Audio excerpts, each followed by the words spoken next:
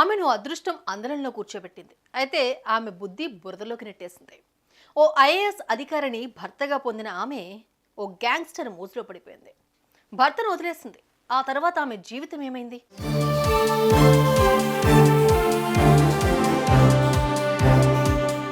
ఇదిగో ఇక్కడ మనం చూస్తున్న ఇల్లాలి పేరు సూర్య. తమిళనాడుకు చెందిన ఈ మహిళకు ఉత్తరాదికి చెందిన రంజిత్ కుమార్ అనే ఓ ఐఏఎస్ అధికారితో పెళ్లైంది. ఈ Ranjit Kumar sir Gujarat electrical regulation commission లో సెక్రటరీ హోదాలో పనిచేస్తున్నారు. ఈ దంపతులు గుజరాత్ రాజధాని గాంధీనగర్లోని సెక్టార్ 19లో ఉండే అధికారిక నివాసంలో ఉంటున్నారు. చక్కగా సాగిపోతున్న వీరి కాపురం ఎవ్వరూ ఏమాత్రం ఊహించిన విధంగా ఒక్కసారిగా కుప్పకూలిపోయింది. ఎందుకు అలా జరిగింది?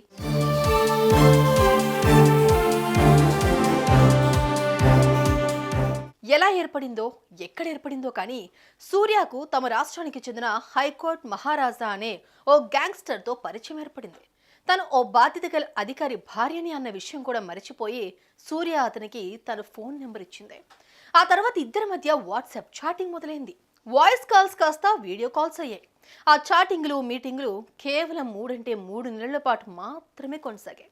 సరిగ్గా 9 నెలల క్రితం జరిగిన సంగతి. ఆ గ్యాంగ్స్టర్ ఏం మంత్రం వేశాడో, ఏం ఆశ చూపించాడో తెలియదు కానీ సూర్య ఓ రోజు ఇంటి నుంచి వెళ్ళిపోయింది.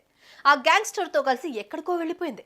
ఈ విషయం విన్న భర్త రంజిత్ కుమిలిపోయాడు. తన పరువు బజార్న వేసిన భార్యతో బంధం తెంచుకోవాలి అనుకున్నాడు.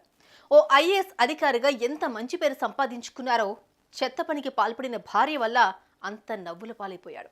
విడాకుల ప్రయత్నాలు మొదలుపెట్టాడు. తన ఇంట్లో ఉన్నా లేకపోయినా తన భార్య వస్తే మాత్రం ఆమెను ఎట్టి పరిస్థితుల్లోకి ఇంట్లోకి రానివ్వకూడదు అంటూ తన ఇంటి సెక్యూరిటీకి సీరియస్ ఇన్స్ట్రక్షన్ జారీ చేశాడు.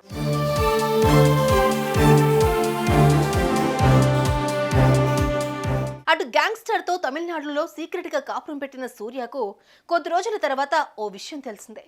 తన లవర్ హైకోర్టు మహారాజా, అతని అనుచరుడు సెంథిల్ కుమార్ అనే వారిద్దరూ కలిసి జూలై 11న ఓ బాలుడిని కిడ్నాప్ చేశారు.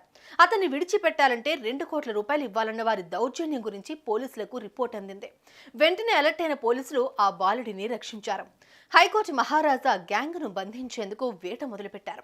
దీంతో అప్పటిదాకా ప్రియుడితో చక్కగా కాలక్షేపం చేసిన సూర్యకు మహారాజా దొరికితే తాను కూడా జైలుకు వెళ్ళక తప్పదు అన్న భయం పట్టుకుంది. ఆ వెంటనే ఆమె ఓ ఎత్తేసింది. పోలీసులకు చిక్కకుండా ఉండాలంటే తిరిగి తన భర్తే దిక్కని డిసైడ్ అయిపోయింది. వెంటనే 2 సూట్ కేసుల్లో బట్టలు సర్దుకుని గుజరాత్లోని తన భర్త ఇంటికి వచ్చేసింది. ఇంట్లోకి వెళ్లబోయేందుకు ఆమె చేసిన ప్రయత్నాన్ని సెక్యూరిటీ అడ్డుకున్నారు. ఇంటి గుమ్మంలో కూడా అడుగు పెట్టవద్దంటూ హెచ్చరించారు.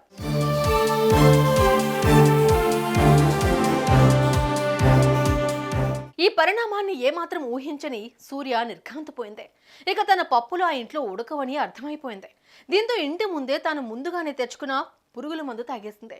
అది గమనించిన సెక్యూరిటీ ఆమెను ఆసుపత్రికి తరలించారు. అయితే ఆసుపత్రిలోకి చేరే లోపలే ఆ ఇల్లాలు యమపురికి చేరిపోయింది. ఓ అత్యున్నత స్థాయి అధికారి భారీగా జీవించే అద్భుతమైన అవకాశాన్ని ఓ కొత్త తరహా సుఖం కోసం పణంగా పెట్టిన సూర్యకు జరగాల్సిన శాస్త్రి జరిగిందంటూ రంజిత్ కుమార్ బంధువులే కాదు, సూర్య కుటుంబ సభ్యులు సైతం వ్యాఖ్యానించారు. అటు ఈమెను ట్రాప్ చేసిన గ్యాంగ్స్టర్ కోసం పోలీసులు పెద్ద ఎత్తున వేట సాగిస్తున్నారు. సుమన్ టీవీలో మీ పర్సనల్ అండ్ బిజినెస్ ప్రమోషన్స్ కోసం కింది నెంబర్కి కాంటాక్ట్ చేయండి.